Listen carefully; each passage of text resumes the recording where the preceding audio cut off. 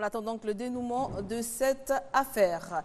Un tournoi, celui de la confraternité de l'UNJCI, le programme des demi-finales, samedi 22 novembre 2014, au stade de la haute fréquence de la RTI, 9h, radio-télévision ivoirienne face à la radio Amitié. Et puis à 9h50, Fraternité Matin sera face à Radio Nostalgie.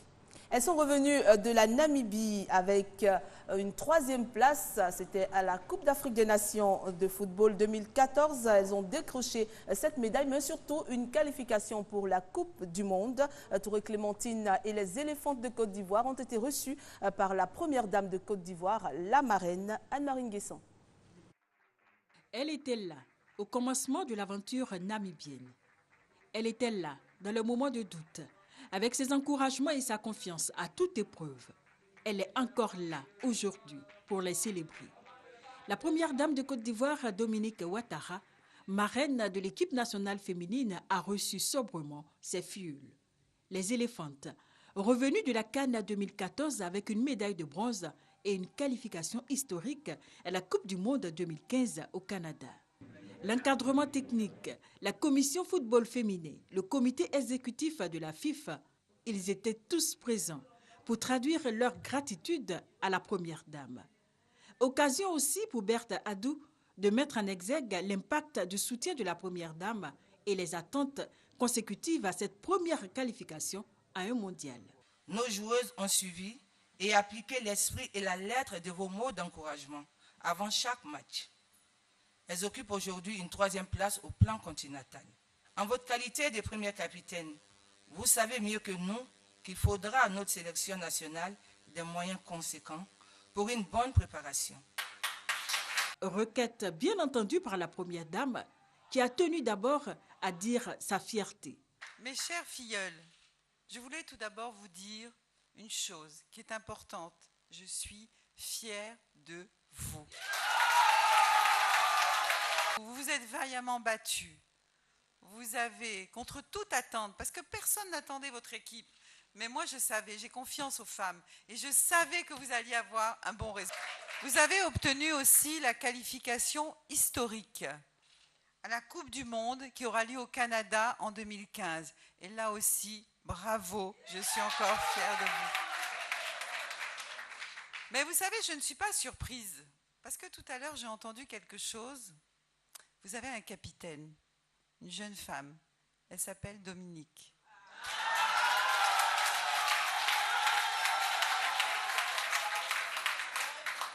Et vous savez, les Dominiques savent ce qu'elle veut.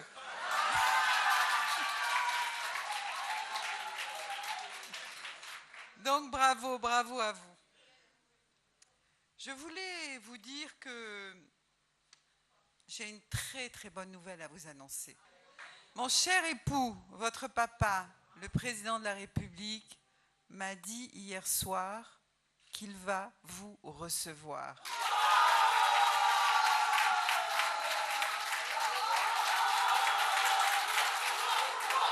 Et ce n'est pas tout. Les bonnes nouvelles de Dominique Ouattara continuent. En attendant que vous voyez son Excellence, Monsieur le Président de la République, où il y aura certainement de gros lots, la première dame déjà ouvre le bal en vous offrant à ses filles, les joueuses, à somme de 7 millions de francs. Ces encadreurs disent bénéficient de la somme de 3 millions de francs. Face à tant d'égards, le comité exécutif de la Fédération ivoirienne de football a remis à la première dame son maillot de première capitaine. Pour sa part, le ministre des Sports, Alain Lobognon, après avoir rendu hommage à la première dame et aux éléphantes, a promis la somme de 25 millions de francs CFA comme budget de la Coupe nationale dames. À présent, écoutons la réaction de quelques joueuses et de la sélectionneuse. La première dame nous a reçus ce matin, nous sommes fiers de cela. Le plus dur commence, on doit se mettre au travail. Le plus dur commence parce que nous avons crasé les équipes qui sont déjà expérimentées. Nous devons nous mettre au travail pour se mettre au même niveau que les équipes là. Il y a un sentiment de joie. Nous sommes suivis de près, que nous ne sommes pas délaissés, comme les gens le croient, que nous avons le soutien du président de la Côte d'Ivoire et de sa femme. Ça me fait chaud au cœur. Je me sens émue parce que depuis lors, c'était nos prières. Et que par la grâce de Dieu, il a exaucé ce que nous avons demandé. Il a permis que nous puissions croiser de la première dame, notre première capitaine. Je me sens vraiment émue et je suis dans la joie. Le message que je lance aux Ivoiriens et aux Ivoiriennes, c'est de croire en ce qu'ils font. Peu importe le métier qu'ils exercent, c'est de croire en ce qu'ils font. Car au bout de l'effort, ça va payer. Je voudrais, au nom de mon encadrement technique et des joueuses, dire merci à la première dame, notre marraine, notre maman, Dominique, merci. Merci. Et à travers cette réception, je pense nous avions la pression. Nous avions la pression parce qu'aujourd'hui, nous faisons partie des idoles de maman Dominique. Et nous montrer cette affection, il faudra continuer de travailler, être à la hauteur pour vraiment mériter cette confiance. Je vais aller à la Coupe du Monde avec les filles. J'ai la confiance de la Fédération ivoirienne de football. Et la Coupe du Monde est prévue pour juin-juillet 2015. Ce sera au Canada. On rappelle ce gala de football pour la paix et la réconciliation, dénommé la Fête du Bandeau, initié par Zawi Madou Laurent, ancien footballeur. Ce sera donc pour dimanche 23 novembre 2014 au stade Robert Champroux de Marcory. Match de gala, la Fête du Bandeau, donc sous la présence effective du ministre Alain Lobognon, et puis le parrainage est assuré par le président de la Fédération ivoirienne de football, Augustin Sidi Diallo. La Côte d'Ivoire se souviendra donc de ce grand joueur. Match de gala pour la paix et la réconciliation. On précise qu'il faudra un bandeau blanc à tous les participants à cette grande fête du Maracana avec vous, Brice. Et c'est à l'occasion de la journée de la paix, le Club des Amis et de la Réussite a organisé donc le tournoi de Maracana dénommé On est ensemble. C'était samedi dernier au lycée municipal de Port-Boué, compte rendu à Seine-Kouassi. Reparti en 2 poules de 4 équipes, la deuxième édition du tournoi de Maracana dénommé On est ensemble a opposé en finale le club des Amis de la Réussite, CAR FC en rouge-blanc, au club de Maracana ultraviolet. L'équipe d'ultraviolet domine mais ne parvient pas à concrétiser ses occasions. CAR FC subit la pression et arrive fort heureusement pour ses supporters à conserver le score 0-0 à la mi-temps. En seconde période, l'équipe de CAR FC affiche un autre visage. 10 minutes après la pause, ultraviolet reprend le dessus en multipliant les offensives. Mais ces attaques ne connaissent aucune réussite. Au terme du temps réglementaire, le score reste vierge. C'est finalement à l'épreuve des tirs au but que les protagonistes se sont séparés sous le score de 1 tir à 0 à l'actif du CAR FC. Le sport est un facteur de rassemblement. Et comme aujourd'hui c'est une journée de la paix, depuis ce matin, ce tournoi a été organisé pour aider les femmes, pour aider nos jeunes vraiment à s'épanouir véritablement, sainement, surtout dans la commune de Port-Boué. Sans la paix, on ne peut rien faire. Et notre paix dépend de nos nations. Aujourd'hui, s'il n'y a pas de paix, la Côte d'Ivoire ne peut pas évoluer. Et voilà pourquoi aujourd'hui, l'objectif principal de rassembler la jeunesse et nous allons rester ensemble comme le tournoi le dit et allons la paix. En marge du tournoi, l'adjoint au maire a offert des tables, bancs et livres au lycée municipal de Port-Boué. Rendez-vous donc pris l'année prochaine pour la 3e édition de la journée du Maracana. Autre tournoi, la 2e édition du tournoi de l'amitié, débuté samedi 18 octobre à l'école de gendarmerie d'Abidjan avec 15 équipes, dont 4 équipes civiles. Après les phases de poule et les quarts de finale, samedi dernier, on a joué les demi-finales à l'école de police. Les résultats, GSPM 0, SGBCI 2, gendarmerie 6, police 0. Ce samedi 22 novembre 2014 à l'école de gendarmerie, la grande finale entre la gendarmerie et la Société Générale de Banque en Côte d'Ivoire à partir de 8h, installation des invités, 9h30 défilé des troupes, 9h40 prestation d'artistes et puis à 9h45 le match de gala féminin qui va donc se jouer entre militaires. Cela pour marquer l'union et la fraternité entre les hommes en tenue et bien sûr les populations civiles. On va parler maintenant des activités du ministère. La réforme du sport est en marche. Le ministère des Sports, depuis quelque temps, initie des visites dans des associations sportives. L'équipe juridique dirigée par Aou Madeleine Djomo était à Beaunois avec les Séraphins Club de football. Les karatékas étaient également de la partie. La directrice des affaires juridiques et de la coopération internationale du ministère des Sports s'est invitée au Séraphin Football Club de Beaunois, ex-FC Daoukro, pour une visite qui a permis d'évaluer les connaissances des dirigeants et encadreurs dans la gestion d'un club de football. La réglementation nécessaire à la constitution du club, la qualité et le grade de formateur, le nombre de licenciés par catégorie, le programme des activités, l'équipement du club, la question d'assurance, le règlement et statut intérieur, ainsi que le suivi médical sont autant de points abordés. Cette rencontre répond à un objectif majeur, celui de mettre en conformité les statuts et règlements intérieurs adoptés par les clubs et la réalité du terrain. Depuis l'application de la réforme, ce sont au total 8 associations et clubs de football qui ont été visités par le ministère des Sports. C'est nécessaire, hein, Brice? Oui, c'est nécessaire parce qu'on le sait, le désordre est un peu installé au niveau des centres. C'est bon que le ministère des Sports débute cette action-là pour pouvoir mettre un peu d'ordre. Et surtout, on a besoin des centres de formation, mais permettre à ces centres de formation de régulariser leur situation. Toutes les autres disciplines seront visitées également. Les karatékas, eux, étaient en examen le week-end dernier. Une minute de silence en mémoire de Kofi Aya Andria, athlète de l'équipe nationale cadette, médaillé de bronze au championnat d'Afrique cadet junior 2013 à Tunis, décédé le 5 novembre dernier. Place ensuite au passage de grade proprement dit. Les candidats de la ceinture marron premier Kiou à la ceinture noire 7e Dan sont issus de 6 écoles avec différents styles de combat. Au programme, notamment des quillons, des katas de base, des combats et les techniques de casse. Concernant le haut niveau, c'est-à-dire les grades de haut niveau, les épreuves étaient vraiment abordables. Nous nous sommes attelés à faire ce que les membres du jury nous ont demandé et nous attendons la suite après. Comme en toute chose, on essaie toujours de gravir les échelons. Donc c'est la raison principale, l'amélioration, le perfectionnement de notre art martial qui est le Shotokan. Ces postulants ont dû se surpasser en faisant montre d'une maîtrise des mouvements et des techniques de combat.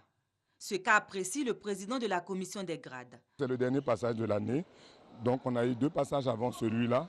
Et donc par rapport à ça, le niveau est même un peu plus élevé que les autres. Puisqu'on a des candidats qui ont échoué aux 2 premiers passages, qui viennent maintenant au dernier passage, donc qui ont eu le temps de se perfectionner. Donc vraiment à ce passage, le niveau est quand même élevé. 55 athlètes sur les 65 postulants ont été admis au grade supérieur. Parmi eux, 29 retenus pour la ceinture noire premier Dan. Maître Sanogo Souleymane, ceinture noire 9e Dan, précurseur du karaté en Côte d'Ivoire, et le président de la Fédération ivoirienne de karaté-do et disciplines associées étaient présents à cet examen de grade. Toujours avec les arts martiaux, les pratiquants du Nabudo, eux, ont honoré l'un de leurs maîtres, Soumaoro Konoba, un ancien de cette discipline, qui a été par ailleurs président de la Fédération ivoirienne de karaté.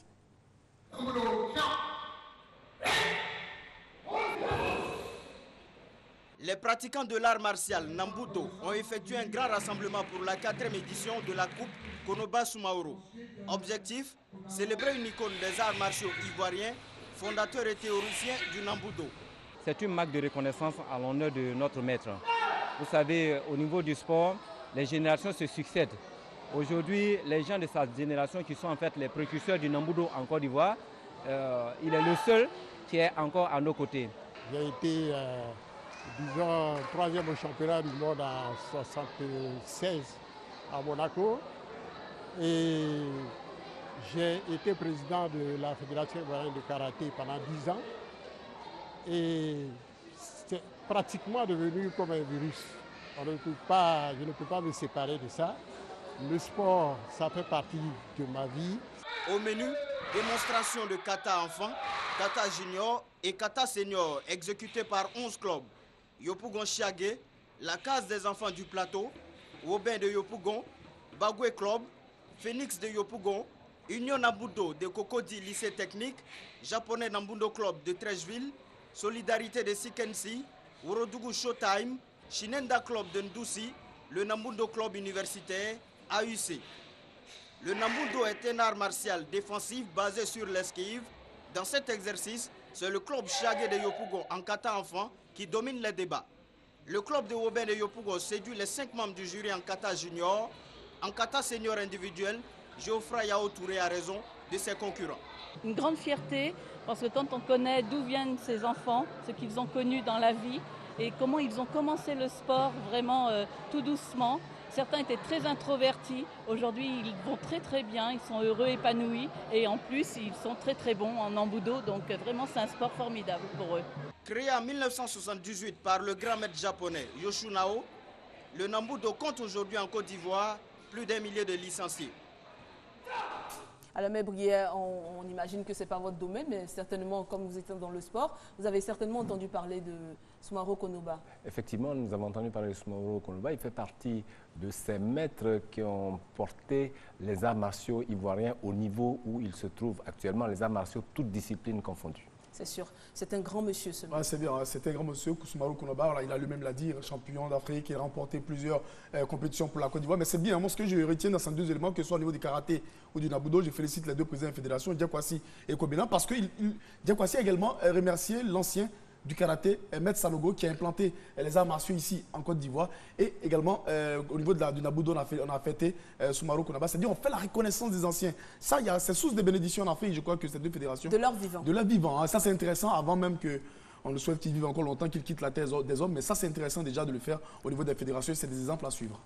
Et au niveau du handball, les entraîneurs d'élite ont été formés. Cette opération s'inscrit dans le projet fédéral en place en partenariat avec la Fédération française de handball et le ministère ivoirien des Sports. Reportage de Bora Kouassi, Ange Assoukrou.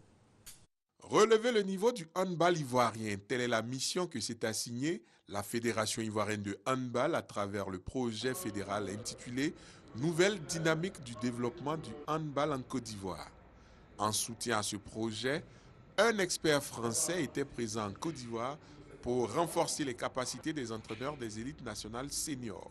Remettre en cause leurs compétences et leur niveau, continuer à progresser, de façon à ce que les clubs de haut niveau, les entraîneurs de haut niveau qui s'en occupent, continuent à améliorer à la fois leurs compétences et le niveau de jeu d'ensemble du pays. Les connaissances que l'expert est venu nous donner vont nous permettre certainement d'améliorer ce que nous faisons d'habitude. Il y a un plus qui a été apporté et donc on va mettre ça au service de nos équipes ici, ce qui va permettre de rehausser le niveau du handball. Ce premier stage de formation est prometteur pour l'avenir de la discipline en Côte d'Ivoire. Ce stage vient pour, disons, améliorer leurs connaissances, parce qu'il faut reconnaître qu'il y a de cela plus de 10 ans que nous n'avons pu organiser un tel stage au profit de nos entraîneurs. Et donc, il va contribuer donc à relever le niveau technique et tactique des compétitions. Cette entreprise devra également permettre au repositionnement du handball au niveau international. Une autre formation, cette fois avec le tennis de table, elle a concerné les entraîneurs et les encadreurs techniques. Déborah Kouassi, Ange Assoukrou. Le besoin de formation exprimé par la Fédération ivoirienne de tennis de table a trouvé un écho favorable auprès de l'instance internationale. Une experte algérienne a été dépêchée pour renforcer les capacités des entraîneurs et encadreurs techniques des clubs et de l'équipe nationale pour le niveau 1, niveau reconnu sur le plan international. 17 techniciens ont finalement été retenus sur les 20 postulants. Je suis plus que jamais comblé parce que cela fait 49 ans que nous sommes, n'est-ce pas, à la poursuite de ce stage. Et voilà qu'aujourd'hui, l'ITTF, qui est la Fédération internationale de tennis de table, nous fait l'honneur de nous amener Dame Karima Tella. C'est une formation qui dure 24 heures. Le but de cette formation, c'est d'essayer d'avoir plus de diplômes, pour avoir plus de diplômes ici à Côte d'Ivoire pour qu'ils puissent travailler dans des clubs perspectifs. Et c'est un diplôme qui est reconnu par la Fédération internationale de tennis de table. Cette formation a pour but de redynamiser la discipline. Les pongistes de l'équipe nationale n'ont pas été oubliés. Ils ont été associés afin d'être prêts pour le tournoi international de tennis de table qui aura lieu à Cotonou au Bénin du 15 au 20 décembre 2014. Et dans cette discipline, la Côte d'Ivoire a de bons joueurs, à l'image de Ali Kanaté, le jeune Ali Kanaté exceptionnel dans la sous-région. Aujourd'hui même, j'ai eu l'information, il est convoité par le club, le centre de tennis de Nice en France. C'est-à-dire quel talent, il nous a ramené plusieurs médailles. Il remporte très souvent cette discipline à Cotonou. Et puis au niveau international, la Côte d'Ivoire reste toujours médaillée d'argent. Au niveau africain, on a eu la 2e place en 2013 du côté de Tunisie. Donc bravo au président Deyan qui se bat. Il met beaucoup dans la formation parce qu'on le sait, la relève assure évidemment un bon résultat demain. Et c'est à force de mettre ces jeunes-là devant la scène qu'on finira par avoir des résultats. Parce que le tennis de table également, c'est l'une des disciplines prisées par nos jeunes dans les écoles et dans les lycées. Et on salue aussi un grand monsieur qui aime beaucoup le tennis de table, qui aide beaucoup le tennis de table, Nizako Antoine. Ah oui, Nizako Antoine, il aime bien le tennis de table. Daloa, au football. Il m'a battu sur un largement, je ne dirais pas le score, mais vraiment exceptionnel. Hein. Ah oui, nous l'avons suivi quelques fois dans de grandes compétitions de vétérans. Oui, vous n'avez jamais entendu parler du champion de Côte d'Ivoire en 73, en 74, capitaine de l'équipe nationale? Nizako Antoine. Non. Qui? On en parlera la prochaine fois. Ah, vous-même, je devine, vous-même, d'accord. On va donc organiser donc, un match de vétérans entre vous et Nizako Antoine. Alors, messieurs, on va conclure. On retient donc en football que mercredi, la Côte d'Ivoire sera face au Cameroun dans le cadre de la 6e et dernière journée des éliminatoires de la CAN 2015 au stade Félix Houphouët-Boigny. Oui, les Ivoiriens vont escalader le mont Fébé et se qualifier en obtenant la 2e place de leur groupe. C'est ce que nous leur souhaitons, c'est ce que tous ceux qui viendront au stade dans cette chaude après-midi, elle commence à 14 h, souhaitent également. Et on espère que ça va se réaliser et on demande à tous les Ivoiriens de rester soudés derrière leur équipe. Oui, c'est clair, il faut chercher l'essentiel, comme on l'a dit, on l'a partagé ici, le résultat c'est la qualification, que ce soit au niveau de l'entraîneur, d'un joueur, mais surtout des supporters, ne pas voir des moments de faiblesse et crier, il faut supporter, tenir ce résultat et à la fin on va tous vibrer pour une qualification encore et on restera toujours la nation la plus, qui reste toujours l'équipe qui a joué, on dira, le plus de cannes, on dira la formation qui a joué le plus de cannes, la Côte d'Ivoire. Donc il faut se tenir, il faut supporter, il faut rester sur l'objectif, le résultat, match à suivre sur RT1, mais également sur Radio Côte d'Ivoire en direct depuis 13 h, on dira ici. Bien sûr, sur Radio Côte d'Ivoire et sur toutes les antennes, on va dire, de la RTI, du groupe RTI. Et puis mercredi, vous retrouverez donc l'équipe de RTI à partir de 21 h pour 3e mi-temps. Ça a été un plaisir pour moi. Je l'espère pour vous aussi. Oh, j'étais très content de te voir. C'est bien la couleur là, le noir avec. C'est bien, Mébrière. Une belle cravate. Hein, on se saluera à la fin du match. Merci beaucoup. J'espère que ça a été un plaisir pour vous aussi d'être en notre compagnie. Edouard Kofi Sakra et bien sûr Sanogo Kadi étaient à la réalisation. Et puis on salue aussi tous les caméramans qui sont en face de nous. Douce nuit à vous et à bientôt.